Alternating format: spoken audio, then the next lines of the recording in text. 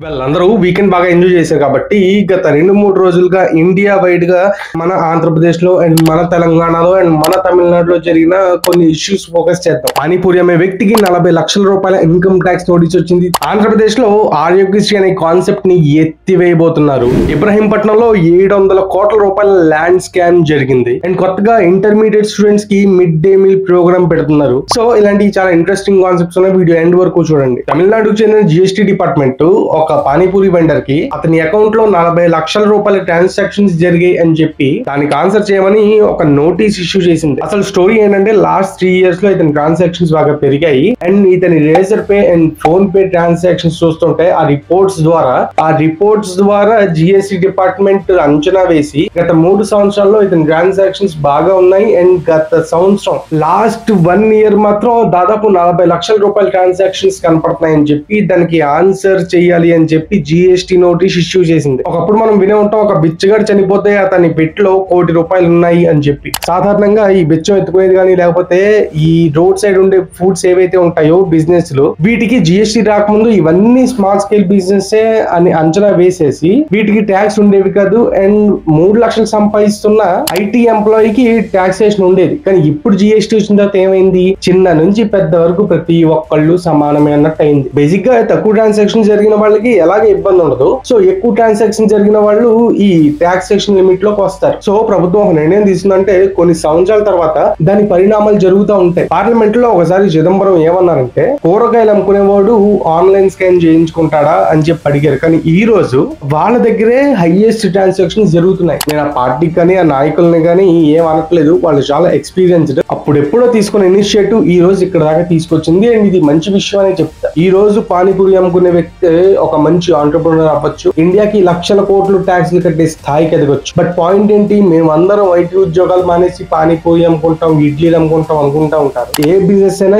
ఏ work అయినా passion తో చేస్తేనే హిట్ అవుతారు తప్ప లేదు వేరే వాళ్ళని చూసి వెళ్తే మాత్రం ఎంతో మంది లక్షల మంది పానీపూరి వెండర్స్ తిండి లేక గడుపుతున్న వాళ్ళు ఉంటారు. సో అలాంటి వాడిని మనం ఎప్పుడు ఫేమస్ చేయం కానీ బాగా డబ్బులు సంపాదించిన వాడిని మాత్రమే ఫేమస్ చేస్తాం. సో ఈ ఇష్యూ పైన మీ ఒపీనియన్ ఏంటో కామెంట్ చేయండి సరదాగా. అండ్ గత 2 రోజులుగా చూస్తా ఈ ఇబ్రహీంపట్నంలో 700 కోట్ల రూపాయల భూ కుంభకోణం జరిగింది అని. బేసిక్ గా ఈ స్టోరీ ఏంటి అనేది ఆల్రెడీ న్యూస్ పేపర్స్ బాగానే హైలైట్ చేస్తున్నాయి. సో దీనిపైన మన పాయింట్ ఆఫ్ వ్యూ ఏంటో మాట్లాడదాం. ఏ రాష్ట్రంలో ఏ దేశంలో అయినా ఈ స్కామ్లు కుంభకోణాలు మామూలుగానే ఉంటాయి. కానీ గత 5 ఏళ్లు మన రాష్ట్రంలో ఈ స్కామ్స్ కూడా లీగల్ అయిపోయింది. సో ఇష్యూ ఏంటి, ధర్మసింగ్ అనే సబ్ రిజిస్టర్ అంటే retired sub register IT and HRD minister Nara Lokesh కి అండ్ చీఫ్ మినిస్టర్ సిబిఎన్ కి ట్యాగ్ చేస్తూ ఒక లేఖ రాశారు. ఆ లేఖ ఏంటి అంటే ఆయన పేరు ధర్మసింగ్, ఆయన అండ్ ఆయన ఫాదర్ వీళ్ళు ధర్మ సీకర్స్ అంటే ఈ హిందుత్వ ఎజెండా నమ్ముకున్న వాళ్ళు. వీళ్ళు గత కొన్నేళ్లుగా మూసుకుపోయిన టెంపుల్ ని ఒక 10-12 సంవత్సరాలుగా ధర్మకర్త మండలి లేకపోతే ఈ ప్రజలు డివోటీస్ ఎవరైతే ఉంటారో వీళ్ళు ఇస్తున్న డొనేషన్స్ తో టెంపుల్ ని నడిపిస్తున్నారు. అండ్ ఇదే కాకుండా ఈయన 1992 నుంచి 2023 వరకు సబ్ రిజిస్ట్రార్ గా అంటే రిజిస్ట్రేషన్ డిపార్ట్మెంట్ లో వివిధ శాఖల్లో వివిధ హోదాల్లో పనిచేశాడంట. సో పాయింట్ ఏంటి, ఈయన ఫైనల్ గా వచ్చి ఇబ్రహీంపట్నంలో రిటైర్ అయ్యారు. సో ఇతని వద్దకు వైఎస్ సునీల్ రెడ్డి తర్వాత కేఎన్ఆర్ అంటే జగన్ గారి personal assistant K Nageshwar Reddy and వీళ్ళిద్దరితో పాటు చీమకుర్తి శ్రీకాంత్ వీళ్ళు ముగ్గురు వచ్చి ఒక సెట్ ఆఫ్ భూములు వాళ్ళ పేరు మీద రిజిస్ట్రేషన్ చేయమన్నారు. సో నేను నా రూల్స్ కి మించి తప్పులు చేయనని చెప్పి ఆయన చేయలేదంట. సో ఇక్కడ పాయింట్ ఏంటి, మేము సిబిఎన్ ని ఒక ఫేక్ కేసులో అరెస్ట్ చేసాం, నువ్వు ఒక పెద్ద విషయం కాదు అని ఎన్ని విధాలుగా బెదిరించాలో అన్ని విధాలుగా బెదిరించి నీ మీద ఏసీబీ ఎంక్వైరీ వేస్తాం, నీ కుటుంబాన్ని హ్యాపీగా ఉంచనివ్వం, ఇలాంటివన్నీ చేసి ఫైనల్ గా ఇతని మీద ఏసీబీ ఎంక్వైరీ కూడా ఇనిషియేట్ చేశారు. ఇది ఎంత లెవెల్ కి వెళ్ళిందంటే నువ్వు ఇప్పటిదాకా కాపాడుకొస్తున్న టెంపుల్ ని కూడా నీ అక్రమాస్తులుగా చూపిస్తాం, ఆ విధంగా బెదిరించి అది బెదిరించడమే కాకుండా ఈయన ఇంటిని తాకట్టు పెట్టి 30 లక్షల రూపాయలు తీసుకుని అండ్ ఈయన ఊర్లో లేనప్పుడు వీళ్ళ ఫ్యామిలీని బెదిరించి ఎంక్వైరీ చేయించి ₹1 కోటి తీసుకున్నారు. అండ్ ఇదే కాకుండా ఇన్ని గోవాలో బంధించి వీళ్ళ ఫ్యామిలీని ఇబ్బంది పెట్టారు లేఖలో రాసుకొచ్చారు. సో బేసిక్ గా సింపుల్ గా చెప్పాలంటే స్టోరీ ఇది. మన న్యూస్ ఛానల్స్ గురించి తెలిసిందే కదా, సాగు తీస్తా ఉంటారు. ఇది నేను జస్ట్ ఆయన లేఖ మీద ఏమైతే ఉందో అదే చెప్పడం జరిగింది. ఇలాంటివి మనం కంక్లూజన్ తీసుకోలేము, ఎటు సైడ్ మాట్లాడుకోలేము. కాకపోతే ఈ భూ కుంభకోణాలు జరిగాయనే కదా ఈ రెవెన్యూ సదస్సులు నిర్వహిస్తున్నారు ఆంధ్రప్రదేశ్ లో. సో తర్వాత వచ్చేసి పోలవరం. ఆంధ్రప్రదేశ్ అంటే ఏపీ అంటే ఆంధ్రప్రదేశ్ కన్నా ఏ అంటే అమరావతి, బి అంటే పోలవరం అని ఒక కాన్సెప్ట్ ఉంటది. సో కాబట్టి పోలవరం నిర్వాసితులకు అంటే పోలవరం రీహాబిలిటేషన్ కోసం ఏపీ గవర్నమెంట్ 815 కోట్లు రిలీజ్ చేసింది. యాక్చువల్ గా ఒకరితో ఈ పోలవరం మీద నిన్నే ఒక డిస్కషన్ జరిగింది. యాక్చువల్ గా ఒక 6 to 7 పాయింట్స్ డిస్కస్ చేసి ఇవి చేయకపోతే ఇది గవర్నమెంట్ గెలవదు అని చెప్పంటే రిమైనింగ్ ఇష్యూస్ మనం తర్వాత మాట్లాడుకుందాం. పోలవరం గురించి నేను ఒక కాన్సెప్ట్ చెప్పాను. ఇప్పుడు పోలవరం 2027 కంప్లీట్ గా అయిపోద్ది. ఫస్ట్ ఫేజ్ అయితే 95% ఈజీగా అయిపోద్ది. టెక్నికల్ ఆస్పెక్ట్స్ వచ్చి పొలిటికల్ ఆస్పెక్ట్స్ ఇంక్లూడ్ అవుతాయి తప్ప పోలవరం అయితే ఆగదు అని చెప్పి బలగుద్ది చెప్పారు. సో ఫేజ్ 2 ఏంటి? ఫేజ్ 2 అంటే రీహాబిలిటేషన్. ఈ ఫేజ్ 1 ఫేజ్ 2 అనేది లేదు. పోలవరం అయితే సింగిల్ ప్రాజెక్ట్. కాకపోతే ఈ ఎత్తు పెంచడాలు ఈ ఎత్తు తగ్గించడాలు అనేది జగన్ గారి రిజిమ్ లో వచ్చింది. సో కాబట్టి అది సెంట్రల్ గవర్నమెంట్ అప్రూవ్ చేసింది. ఎత్తు తగ్గిస్తామంటే ఎత్తు తగ్గించడం అంటే పోలవరం ఎత్తు తగ్గించడం అని కాదు. కాకపోతే 41 మీటర్స్ వరకు ఫస్ట్ ఫేజ్ లో, ఆ తర్వాత సెకండ్ ఫేజ్ లో కడతామని జగన్ గారి రిజిమ్ లో ఆయన గవర్నమెంట్ సెంట్రల్ గవర్నమెంట్ ని అడిగింది. సో సెంట్రల్ గవర్నమెంట్ దాన్ని అప్రూవ్ చేసింది. సో గవర్నమెంట్ మారిన తర్వాత మళ్ళీ టీడీపీ లెడ్ ఎన్డీఏ గవర్నమెంట్ ఏం చేసిందంటే అదంతా కాదయ్యా, ప్రాజెక్ట్ అంతా సింగిల్ ఫేజ్ లో కడతామంటే దానికి చాలా టెక్నికాలిటీస్ ఉన్నాయి అని అంటే, సో ఈ పోలవరం కంప్లీట్ కన్స్ట్రక్షన్ అనేది ఫేజ్ 1 అండ్ రీహాబిలిటేషన్ అనేది ఫేజ్ 2 అన్నారు. సో ఆ విధంగా ఓట్లు రావాలి, పొలిటికల్ ఆస్పెక్ట్స్ చాలా ఉంటాయి, నీళ్లు ఇవ్వాలి, ఇవన్నీ ఉన్నాయి కాబట్టి పోలవరం ఫేజ్ 1 ఏదోలా కంప్లీట్ చేస్తారు. ఎందుకంటే 2014 లో సిబిఎం చేరెక్కేటప్పటికి పోలవరం ఎంత కంప్లీట్ అయింది? 3 to 4% మాత్రమే కంప్లీట్ అయింది. కానీ ఆయన దిగిపోయేటప్పటికి 71% కంప్లీట్ అయింది. అండ్ గత ప్రభుత్వంలో ఒక 6-7% కంప్లీట్ అయింది. ఇప్పుడు అరౌండ్ ఇంకొక 23% కంప్లీట్ అవ్వాలి. అది ఈజీగా అయిపోద్ది. కాకపోతే రీహాబిలిటేషన్ కి విపరీతమైన మనీ కావాలి. సో గవర్నమెంట్ ఫామ్ అయిన తర్వాత ఇప్పటి వరకు రీహాబిలిటేషన్ కి 1600 కోట్లు ఖర్చు పెట్టారు. సో ఇది మంచి విషయం అని చెప్పాలి. సో ఏంటి మరి ఆరోగ్యశ్రీ ఎత్తేస్తున్నారా ఆంధ్రప్రదేశ్ లో? కొన్ని డిస్కషన్స్ జరుగుతున్నాయి. ఆంధ్రప్రదేశ్ లో ఆరోగ్యశ్రీ ఎత్తేస్తారని, లేకపోతే డైరెక్ట్ గా ఎన్టీఆర్ వైద్య సేవ లేకపోతే వైఎస్ఆర్ ఆరోగ్యశ్రీ వీటికి అప్లై చేసుకుంటే ట్రీట్మెంట్ అయిపోయేదానికి ఆన్లైన్ లో మినిస్టర్స్ ఎందుకు స్పందిస్తున్నారు అని చెప్పి డిస్కషన్స్ జరుగుతున్నాయి. ఇప్పుడు ప్రతి ఒక్కరికి ఆరోగ్యశ్రీ రావాలని రూల్ ఏం లేదు. కొన్ని టెక్నికల్ ఆస్పెక్ట్స్ వల్ల, కొంతమంది సర్టిఫికేట్స్ లేకపోవడం వల్ల ఆరోగ్యశ్రీ ఆగుతుంది. అలాంటి వాళ్ళు వాళ్ళ అర్జీని ఈదర్ ఫిజికల్ ఫార్మాట్ లో కానీ లేకపోతే ఆన్లైన్ లో కానీ ఇస్తున్నప్పుడు మినిస్టర్స్, ఎమ్మెల్యేస్, ప్రజాప్రతినిధులు వీళ్ళందరూ స్పందిస్తున్నప్పుడు అది మనం పాజిటివ్ గా తీసుకోవాలి. కానీ మీరు ఎందుకు స్పందిస్తున్నారు, మీకెందుకు స్పందిస్తున్నారు, మీరు ఎందుకు స్పందిస్తున్నారు, ఐ మీన్ నీకు 15,000, నీకు 15,000, నీకు 15,000 అన్నట్టు మనం వరస్ట్ గా మాట్లాడకూడదు. సో ఇక్కడ పాయింట్ ఏంటంటే ఆయుష్మాన్ భారత్ ని ఎగ్జాంపుల్ గా తీసుకుని ఏపీ గవర్నమెంట్ ఈ ఆరోగ్యశ్రీలో న్యూ అడాప్టేషన్ తీసుకుంది. అంటే ఇప్పటిదాకా ఏ ఖర్చు అయినా సరే అది గవర్నమెంట్ వస్తుంది. ఇది ఫ్యూచర్ లో కంటిన్యూ అవుతుందా అంటే అవ్వలేదు. ఎందుకంటే రేట్లు పెరిగిపోతా వెళ్తున్నాయి. ఎనీ గవర్నమెంట్, ఏ గవర్నమెంట్ ఉన్నా మనకి ఎంత సర్ప్లస్ రెవెన్యూ ఉన్నా సరే లక్షల రూపాయల ఆరోగ్యశ్రీకి ఖర్చు పెట్టలేరు. అలా అని ఇన్స్టెంట్ గా మన గవర్నమెంట్ హాస్పిటల్స్ ఎన్హాన్స్ చేద్దామా అంటే అది వర్కౌట్ అవ్వదు. సో కాబట్టి ఈ ఆరోగ్యశ్రీ ఏదైతే ఉందో, ఐ మీన్ ఎన్టీఆర్ వైద్య సేవ ఏదైతే ఉందో, ఇది గవర్నమెంట్ డబ్బులు ఖర్చు పెట్టకుండా ఇన్సూరెన్స్ రూపాన మార్చింది. అంటే ప్రజల తరఫున గవర్నమెంట్ ఇన్సూరెన్స్ కడుతుంది. ఇన్సూరెన్స్ కంపెనీలు డబ్బులు కడతాయి ఎవరికైతే ట్రీట్మెంట్ కావాలో వాళ్ళకి. సో మనకి ప్రతి ఇయర్ ఒక బడ్జెట్ ఉంటుంది. So in course of time మనం ఓన్లీ ఈ ఇన్సూరెన్స్ మీద డబ్బులు ఖర్చు పెట్టి దాని మీద పడకుండా ప్రైవేట్ హాస్పిటల్స్ కి మించి గవర్నమెంట్ హాస్పిటల్స్ డెవలప్ చేసుకుంటే ఫ్యూచర్ లో మనం ఏ దేశాల వెనకాల పరిగెట్టాల్సిన అవసరమే లేదు. సో వీటి మీద మీకు డౌట్ ఉంటే సత్యప్రసాద్ అంటే హెల్త్ మినిస్టర్ సత్యప్రసాద్ ఒక ప్రెస్ మీట్ పెట్టారు రీసెంట్ గా. అది చూడండి. ఇప్పటిదాకా ఆయుష్మాన్ భారత్ లో 5 లక్షల లిమిట్, బట్ మన రాష్ట్రంలో 25 లక్షలు ఉంటుంది. అండ్ తర్వాత ల్యాండ్స్ ఇష్యూకి సంబంధించి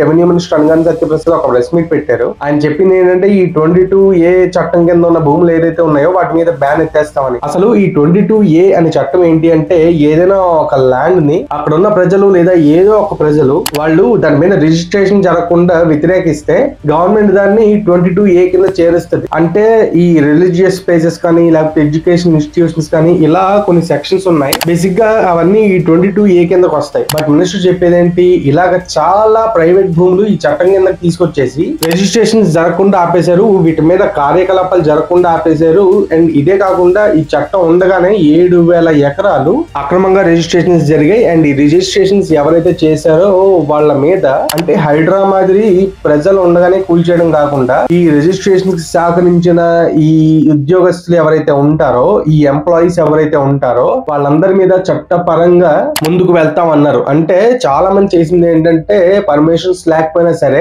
ఫేక్ పాస్ బుక్స్ క్రియేట్ చేసి బ్యాంక్ లోనికి వెళ్లారని. అంటే ఈ పాస్ బుక్స్ ఏవైతే ఉన్నాయో అందులో జగన్ గారి ఫేస్ ఉండేది కదా, అలా క్రియేట్ చేశారు. సో బేసిక్ గా ఆయన ఫేస్ పెట్టుకుందే ఇలాంటి వాటి కోసం. ఎక్కడైనా ఏ గవర్నమెంట్ లో అయినా ఒక 10% 20% స్కామ్ జరిగితే జగన్ గారి గవర్నమెంట్ లో ఒక 98% జరిగేదేమో. సో ఆయన ఇంకోటి చెప్పారు, ఈ రెవెన్యూ సదస్సులు January 6 వరకు అని మనం చెప్పుకున్నాం కదా, అది 20th వరకు కొనసాగిస్తున్నారు. అండ్ 20th తర్వాత ఈ భూములు రీసర్వే జరుగుతుంది. రీసర్వే చేసి ఎవరి భూములు వాళ్ళకి పాస్బుక్లు ఇస్తారు. ఈ పాస్బుక్ లో జగన్ గారి ఫోటో, చంద్రబాబు గారి ఫోటో, లేకపోతే పవన్ కళ్యాణ్, నారా లోకేష్ లేదా కరెంట్ ఎమ్మెల్యే వీళ్ళ ఫోటోలు లేకుండా ఆంధ్రప్రదేశ్ స్టేట్ ఎంబ్లమ్ అండ్ ఒక క్యూఆర్ కోడ్ జనరేట్ చేసి పాస్బుక్స్ ఇస్తామన్నారు. బేసిక్ గా మినిస్ట్రీ ప్రెస్ మీట్ పెట్టక ముందు సాక్షి ఒక కథనం రాసిందో, లేదా సాక్షి కథనం రాసిన తర్వాత మినిస్ట్రీ ప్రెస్ మీట్ పెట్టారో తెలియదు నాకు. సాక్షి జగన్ గారి కన్నా గవర్నమెంట్ కే ప్రోగా పనిచేస్తుంది. జగన్ గారు ఏదో దత్తపుత్రుడు లేకపోతే ఈ ఎల్లో మీడియా అంటారు, కానీ అసలైన yellow media Sakshi. And Sakshi head line చూసుకుంటే మీకు ఎల్లో అని ఉంటుంది. బేసిక్ గా రెవెన్యూ సదస్సులు ఫోటో తీసి వచ్చిన అర్జీలు అరౌండ్ 20 lakhs 2 lakhs ఎంతో అర్జీలు వచ్చాయి, కానీ 12,000 మాత్రమే పరిష్కరించారని రాసింది. ఇది ఎప్పుడు subject to correction Jan 2 first page లో పడింది. సో ఆంధ్రప్రదేశ్ లో రెవెన్యూ సదస్సులు జరుగుతున్నాయని కామన్ పీపుల్ కి తెలుసో తెలీదో నాకైతే తెలియదు, కానీ సాక్షి రాసిన తర్వాత ఏం చేశారు, అసలు ఆ కాన్సెప్ట్ మొత్తాన్ని మినిస్టర్ బయట పెట్టారు. ఒకవేళ సాక్షి ఈ కథనం రాయక ముందే ఈ ప్రెస్ మీట్ జరుగున్నా సరే, అఫ్ కోర్స్ సాక్షి రాసింది కాబట్టి డీకోడ్ చేస్తారు, ఈ మినిస్టర్ ప్రెస్ మీట్ వైరల్ అయిపోద్ది. సో మనం ఒక 20 days క్రితం మాట్లాడుకున్నాం ఇంటర్మీడియట్ స్టూడెంట్స్ కూడా మిడ్ డే మీల్ ప్రోగ్రామ్ పెడతారు అని. సో ఈ రోజు మినిస్టర్ నారా లోకేష్ ఆ ప్రోగ్రామ్ ని ఇంట్రడ్యూస్ చేశారు, ఇనాగ్రేట్ చేశారు. సబ్జెక్ట్ టు కరెక్షన్ ఒక 400 చేంజ్ గవర్నమెంట్ కాలేజెస్ లో దాదాపు 1,45,000 మంది పిల్లలకి ఇది బెనిఫిట్ అవుతుంది. సో మనం ఈ న్యూస్ వచ్చినప్పుడు ఆల్రెడీ మాట్లాడుకున్నాం, ఇది చాలా మంచి ఇనిషియేటివ్ అని చెప్పి మంచిగా లోకేష్ గారికి ఎలివేషన్స్ ఇచ్చాం. నేనేమనుకున్నా, ఇది కొత్తగా స్టార్ట్ చేశారు కాబట్టి సూపరు బంపరు అనుకున్నా, కానీ ఇక్కడ ట్విస్ట్ ఏంటి, ఇది ఆల్రెడీ ముందు నుంచి ఉండేది, కానీ జగన్ గవర్నమెంట్ ఆపేశారంట. అన్నా క్యాంటీన్ ఆపేస్తాం, మిడ్ డే మీల్ ఆపేస్తాం, స్కూల్లో మిడ్ డే మీల్ జరిగితే దానికి బిల్లులు పే చేయం. కరోనా టైంలో మంచి మంచి ఫుడ్ ఆర్డర్స్ ఇచ్చి ఆ కాంట్రాక్టర్ కి బిల్లులు పే చేయకుండా ఈ ఫుడ్ నేనే పెట్టాను ప్రచారం చేసుకుంటాం. బేసిక్ గా ఈ తిండి ఆపేయడం గోలేంటి? మీరు చూడండి, జగన్ గారి హార్డ్ కోర్ ఫ్యాన్స్ పులివెందుల్లో వెళ్తే, ఆయన రెసిడెన్స్ కి వెళ్తే అక్కడ వాటర్ కానీ టీ కానీ కనీసం ఫుడ్ కూడా లేదంట. మరి తిండి పెట్టకుండా ఆపేయడం, ఉపవాస కార్యక్రమాలు ఏంటో నాకేం అర్థం కావట్లేదు. సో ఈ మిడ్ డే మీల్ ప్రోగ్రామ్ మీద మీకు ఏమైనా ఇన్ఫో కావాలంటే లింక్ నేను డిస్క్రిప్షన్ లో ఇస్తా. టైమ్స్ ఆఫ్ ఇండియాకి సంబంధించిన లింక్ చూడండి, మొత్తం దాని మీద ఇన్ఫర్మేషన్ ఉంటుంది. సో ఇవన్నీ పక్కన పెడితే ఈ రోజు టాపిక్ ఆఫ్ ద డే ఏంటి అంటే, జగన్ గారు ఒక ట్వీట్ వేశారు. ఆ ట్వీట్ ఏంటో చదువుతున్నా, యాజ్ ఇట్ ఈస్ చదువుతున్నా, చూద్దాం. @NCBN గారు అంటే చంద్రబాబు గారు ప్రజలకు ఇచ్చిన వాగ్దానాలపై ఇంతటి బరితెగింప, మేనిఫెస్టోపై ఇంతటి తేలికతనమా, ప్రజలకు ఇచ్చిన మాటలు అమలు చేయకుండా టేక్ ఇట్ గ్రాంటెడ్ గా తీసుకుంటారా, లక్షల మంది తల్లులకు, పిల్లలకు, రైతులకు ఇంతటి ద్రోహం తలపెడతారా? బేసిక్ గా రాజకీయ నాయకులు అంటేనే ద్రోహం తలపెట్టే వాళ్ళని అర్థం. సో ప్రజలు కూడా ఏంటి, మాకెంత ఇస్తావు, మేము నీకు ఎన్నేళ్ళ అధికారం ఇవ్వాలన్న కాన్సెప్ట్ మీద ఓటింగ్ జరుగుతుంది. ఇది ఆంధ్రప్రదేశ్ గురించి మాట్లాడలే, వరల్డ్ మీద, భూమి మీద ఎలాగే జరుగుతుంది. అంతెందుకు, నాకు ఇన్ని లక్షలు ఇస్తే నేను నీకు ఇంత హుండీలో వేస్తానని కాన్సెప్ట్ మంది, లేదా నాకు ఇంత డబ్బులు ఇస్తే ఈ దశంభాగం హుండీలో వేస్తాం అన్న కాన్సెప్ట్లు ఉంటాయి మనకి. సో రాజకీయ నాయకులు అంటేనే ద్రోహం తలపెట్టేవాళ్ళు. అయితే సిబిఎన్ ఎంతటి ద్రోహం తలపెట్టినా గత 5 ఏళ్లలో జగన్ గారు తలపెట్టిన ద్రోహంతో పోలిస్తే ఇంటి పక్కన ఉన్న పిల్ల కాలువకి అరేబియన్ సముద్రానికి ఉన్నంత డిఫరెన్స్ ఉంటుంది. సో సెకండ్ పాయింట్ ఏంటి, అధికారంలోకి వస్తే తల్లికి వందనం అని ఎంతమంది పిల్లలు ఉంటే అంతమంది పిల్లలకి ఏడాదికి 15,000 చొప్పున ఇస్తామన్నారు. అధికారంలోకి రాగానే అంతకు ముందు మేము ఇస్తున్న అమ్మఒడి అనే పథకాన్ని సైతం ఆపేశారు. బేసిక్ గా అంతకు ముందు మీకు ఉన్న ముఖ్యమంత్రి పదవిని ప్రజలు పీకేశారు. అండ్ మీరు ఇస్తున్న అమ్మఒడి పథకం కోసం ఇంకా ఎలా క్వశ్చన్ చేస్తారు? వరుసగా కేబినెట్ సమావేశాలు జరుగుతున్నాయి, కానీ తల్లికి వందనం పథకాన్ని ఎప్పుడు అమలు చేస్తారో నిర్దిష్టంగా చెప్పలేదు. వరుసగా కేబినెట్ మీటింగ్లు జరుగుతాయంటే అర్థం వాళ్ళు అక్కడికి వెళ్ళి అష్టాచమ్మ ఆడుకోవట్లేదు. కేబినెట్ మీటింగ్ జరుగుతుందంటే ఎప్పుడు ఏం చేయాలి అని గవర్నమెంట్ 24/7 వర్క్ చేస్తుందని లెక్క. ఇక్కడ నేను గవర్నమెంట్ ని క్వశ్చన్ చేయడానికి ఛాన్స్ లేదు, ఎందుకంటే కేబినెట్ మీటింగ్స్ జరుగుతున్నాయని మీరు చెప్పారు కాబట్టి, అంటే గవర్నమెంట్ వర్క్ చేస్తుందని మీరు చెప్తున్నారు. తీరా ఈ ఏడాదికి ఇవ్వము అని చెప్పేశారు. బేసిక్ గా కేబినెట్ మీటింగ్స్ జరుగుతాయి, కానీ తల్లికి వందనం ఎప్పుడు ఇస్తారో చెప్పలేదని మీరే అంటారు. మళ్ళీ ఈ ఏడాది ఇవ్వు అని అన్నారు అని మీరే అంటారు. అంటే గవర్నమెంట్ క్లారిటీ ఇవ్వలేదా, లేదా గవర్నమెంట్ ఇచ్చిన క్లారిటీని మీరు తప్పుగా రాస్తున్నారా? సరే జగన్ గారు, మీరు అర్జెంట్ గా మీ స్క్రిప్ట్ రైటర్ ని అండ్ మీ సోషల్ మీడియా మేనేజర్ ని మార్చాలి, మీ సాక్షి ఎడిటర్ ని కూడా మార్చాలి. మీకు ఎల్లో మీడియా, మీరు చెప్పే ఎల్లో మీడియా ఎంత డ్యామేజ్ చేస్తుందో నాకు తెలియదు, కానీ సాక్షి అండ్ మీ సోషల్ మీడియా మేనేజర్ ఖచ్చితంగా డ్యామేజ్ చేస్తున్నారు. లాస్ట్ పాయింట్, ఎంతకన్నా మోసం ఏమైనా ఉంటుందా? ఇంతకు మించి పచ్చి దగా కుట్ర ఏమైనా ఉంటాయా? కుట్రాలు ఇది కట్ చేసుకోండి. మొత్తం మీరు రాసిన 4 లైన్లు 40 లైన్లు కుట్ర, దగా, మోసం ఇలాంటివి రాశారు. అంటే ఈ సంవత్సరం ఇవ్వు అంటే నెక్స్ట్ అకాడమిక్ ఇయర్. సీఎం గా ప్రమాణ స్వీకారం చేసింది June 12న.